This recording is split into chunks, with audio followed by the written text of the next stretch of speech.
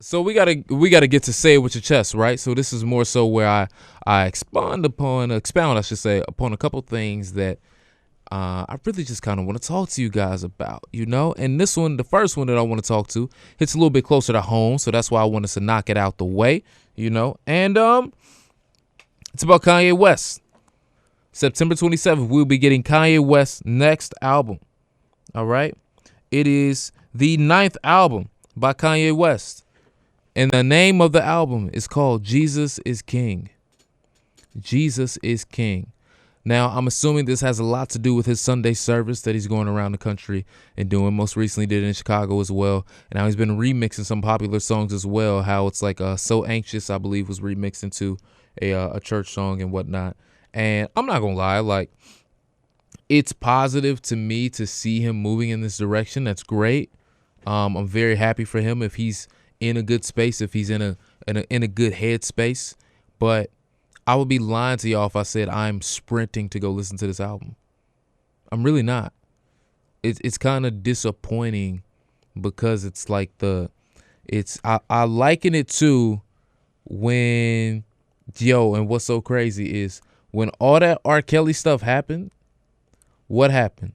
He dropped the Chocolate Factory album. That's when we got the remix to Ignition.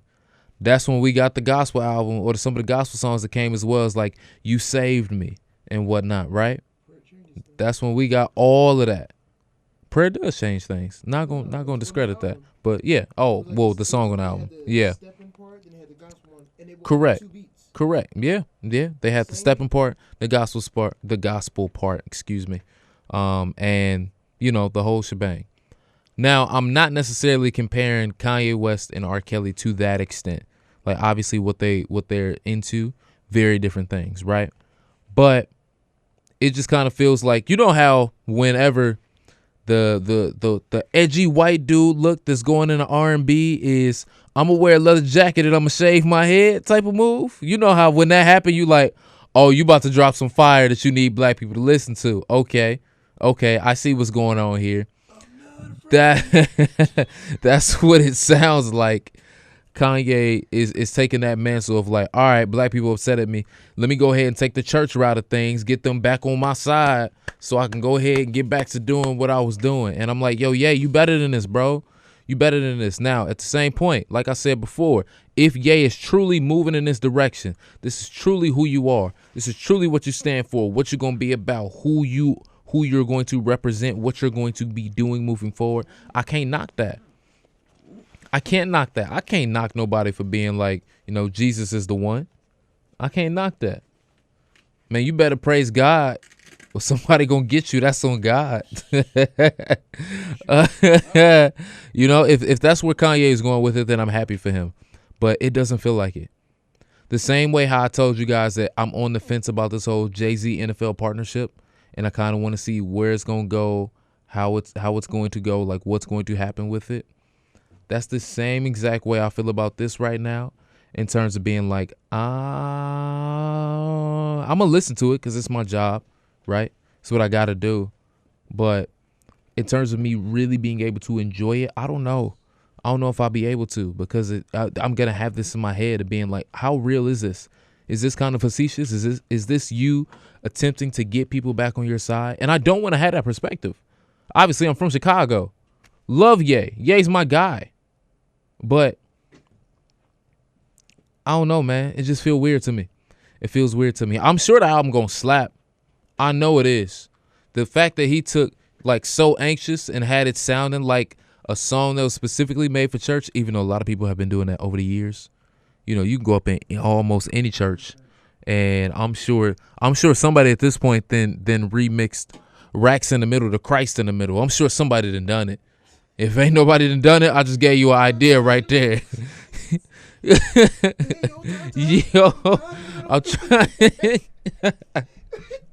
I'm riding up to church right now with Christ in the middle. He on my rosary, and we just, I don't know, like something like that, where he on the road, or you know what? Or somebody that I know somebody that did this, right? Somebody that took Gunplay, Bible on the Dash. Somebody that made that a hit song somewhere in South Florida in the church.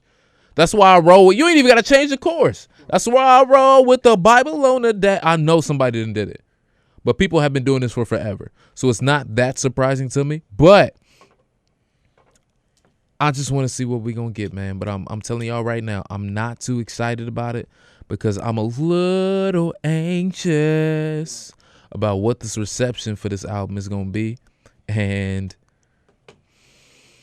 I'm not happy. I'm not happy at all because it feels like it's just a power move, a power and money move to get people back on your side, man. And I'm hoping that that's not it because I want more from Ye. I want more from him and everything that he represented and stood for. Because like I said, from Chicago, I'm repping Ye all day, every day type of thing. And for him to have made that hard left turn or right turn, depending on what side of the aisle you might be, it really bugged me out. And now it's going to take a lot to get me to come back to say I can meet you here with it. So we'll see. Depends on the work that he's doing with it, but we will see. I feel like I should talk about this one first because this one might take the longest amount of time, and because I kind of want to dive into a lot of the complexities that come along with this. So we can go ahead and jump into this one first. Ladies and gentlemen, y'all know that the Ball family has a TV show, right, called Ball in the Family. It's on Facebook Watch. Dope show. I watch it all the time because I love seeing this aspect of the Big Baller brand, the Ball family, because it reminds me a lot of my family and how sports was viewed in my household growing up in some aspects. So when I see LaVar Ball tripping out sometimes, I'm like, yo, I see a lot of the parents, a lot of the dads, even some shades of my dad that I grew up around, right? So it's a level of comfort there for me, right? But there's still a lot of things that happened along this Big Baller brand foundation that and this LaVar Ball foundation of us really learning who he is that I didn't necessarily agree with, and some things that just went too far, like when he pulled his sons out of school, had them play overseas, some of the stuff that he said in the media. And this one right here really bothered me, guys. This one really bothered me the most because it started to show me that it was like, yo, you don't want to get your ego hurt at all, and you will at all costs say what you got to say. In my opinion, say what you got to say to just not have your ego bruised. And obviously I'm not a father yet, but from learning from my father and how he was around other kids that were my age that didn't have dads or that had dads that were well versed into their life but were too similar to LaVar, you know, I can see at points in time in my life where my dad had to pick and choose. No, I need to be heavy-handed. No, I can be lighter on this situation, right? And now I look at that same lens when I talk to kids, like when I did a lot of mentoring. You know, hopefully I can get back into that as well. But when I was in mentoring, and at the same time when I talk to a lot of my friends, I know times where I need to be a bit more heavy-handed and I need to back up on it, right? And also some of this is from having a teaching background as well, because I look at a lot of people through the lens of, what were you like as a child? Okay, what is the best way to be able to speak to you about what it is that we're speaking about, so that way we can be on the same page, right? It's just the way that I look at the world. And when I look at LaVar, I look at him as being like, yo, you can't take not being told that you can't take it when you're being told your perspective isn't right on this. I don't feel that. I don't want to do that. I don't like that. He ends up taking it a little bit too far. So we got some audio from the show here that I'm going to play for you guys, and then we're going to talk about it some more. So here we go right here. This is an audio clip of LaVar Ball and his son Lonzo Ball going back and forth about the Big Baller brand situation that I'll explain some more right after we're done playing it. That's like people saying, oh, hey, change Lonzo's name to Alfonso on the fact that he's been damaged goods for the last 2 years. The brand is demolished right now. The brand is not demolished. Okay. That's how you feel the brand is demolished. That's how everybody feels. Who's everybody? The world. The world? That's the consumers you talk to? Yeah. It's all messed up right now. Why is it messed up? Because one person did something bad? He was the main person. He wasn't the main person. He ran everything. Dang, he didn't run everything. That's my opinion. Who the one signing autographs? Who the one taking the pictures? You set it all up. That means you're running everything as far yes. as what? Who's the Big Baller brand? You got it. Ain't no Alan Foster gear. It's Big Baller. Here's the thing. If you have a goddamn tree and a bad apple falls off the tree, you don't chop the goddamn tree down. He was more than apple, though. He was the branch. Cut the branch. You don't cut the whole tree down. The tree did fall down, though. How did the tree fall down? Why are we restarting everything? How did the tree fall down? I created it before Alan even got here. I said the 3 Ball brothers for you guys. I don't care who helped me get this started, but I come in with the vision like, you know what? We're going to have our own right here. That's why I didn't go everybody else's way. All right, you got it. It ain't about me got it. You got it, man. No, first of all, don't say you got it, man, to me. You're the one got to make it grow. I made you guys superstars for a reason. But if I don't do the things that I'm doing, Zell, it's just another regular old player. Woo, ladies and gentlemen, that right there was LaVar Ball talking to his son Lonzo Ball from their show Ball and the Family. If I don't do the things that I'm doing, son, you just another regular ball player. Woo. I mean, I'm not going to deny the fact that he did put a lot of training into these kids. He did. I can't take that away. I can't take that away from him. Without the stardom, they be regular. They be regular. Okay. I firmly do believe though that if, say for example, they didn't go to the NBA and they all went to college, they'd all still be superstars. But again, that would all come off the work in which LaVar was doing. Great, got that. But some of the things in this conversation just kind of tipped me off. I don't know what they were doing with the whole tree thing. If a bad apple fall, you don't just cut down the whole tree. Well, he was a branch. All right, well, you just cut the branch. Well, the whole tree fell. All right, y'all doing a little much. Right, y'all just trying to one-up each other right now. But I'm gonna leave that part alone. The one, right. What grass was it growing on? Now, my thing was, when Lonzo was saying Allen was the main person, he was the one setting it up, and LaVar was going back and saying, no, he wasn't. For those of y'all that don't know, Allen was a big Baller Brand business partner that you could say the Ball family was more the face. He was more the operations guy. He was making sure that people were getting paid. He was making sure that partnerships were being were going well. He was making sure that people were put in their right positions. He was kind of operations over everything, right? Whereas LaVar got to check in, ask Allen how things are going, check in with the kids, make sure everything was good. That was more the role in which LaVar kind of played. Now, yes, he did kind of oversee things and be there for some of the day-to-day as well. And I'm sure that his wife, Tina, if she didn't have the condition that she has now, she would have been more involved as well, because I know they alluded to some of that early on, too, before she had her stroke. But, he wasn't as involved day-to-day as much as Allen was, from what we know. So I agree with Lonzo in the standpoint of Allen was the main guy. So if it looks bad right now, the main person that was running the company was bad.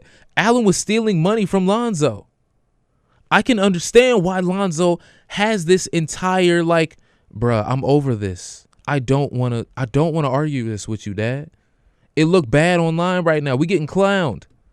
It's people online that still ain't got their shoes yet. They ordered these shoes before Lonzo got drafted. Still ain't got their shoes yet. Jay-Z went on Tidal and was like, yo, I ordered my 3 pair. I still ain't got them, but I ordered my pair to say that I'm still trying to support black business and whatnot. Come on, bro. What? So for LaVar to be like, no, man, that's not what's going. Bro, you out of line. You out of line already. Right? That lets me know there's a little bit of delusion already going on here. Right? And then having the whole, the entire going back and forth, it shows me right there, he's not even trying to understand the perspective of where Lonzo is coming from. He's automatically shutting down to say, I built this up for y'all. This is for y'all. This is for y'all. We get that. We get that, LaVar. I'm sure your sons get that. They know what you did for them. They know what you sacrificed to them. To the extent, no, they don't know that because they haven't had this much life experience as you had on this planet. They don't know about that to this extent, right? They don't. But what they can see right now is that you're holding on to this so much and grabbing it so close that you're pushing them away. That's not what you want to do. Yes, you want to show them that passion that you have for it. Yes, you want them to understand what it's like to build up a brand, to have something that will outlast them, that can then feed the rest of the generations, right? Yes, you want to do that. But holding on to it like this, at a period where they clearly ain't rocking with it like that, it's not the way to go about it, in my opinion. It's not. It's just going to make them more upset. Right? And then for him to call his son a regular old ball player if he wasn't doing what he was. Bro. You just going to disrespect your son like that? Yes. You just going to disrespect your son like that? Exactly. Meanwhile, your son has been like, I've been there with you through thick and thin. While you was saying all the crazy, while I'm playing for the Lakers and you talking mess about my coach that I got to see every day. You talking mess about the GM, the owners that I got to see every day. You doing this to me. To me? I wish I could go full training day, but I can't right now. But you doing this to me, Jake, you to me? Like, come on, man, you can't do that, LaVar. You can't, bruh. And then here's what really make me upset, man. Here's what really make me upset, right? Like I said before, I was fully on the LaVar Ball train, but what really made me mad was when he started flip-flopping. Because that's when the things that I'm starting to see now, at least that I see with this, started to really wave the red flag to me, right? Pulled the alarm, all of that. Before Lonzo got drafted, LaVar was very adamant in saying, Lonzo, he's going to be amazing. He's going to be transcendent as an NBA player. Melo, the youngest one, LaMelo Ball, who's currently playing overseas in Australia and has grown, and he's like 6'8". He's like the tallest out of all of them right now. And I'm pretty sure he's going to be able to put on some weight easy. So he's going to be a problem next year in the league. Guarantee you that. Probably top 3 pick, if not number 1. Right?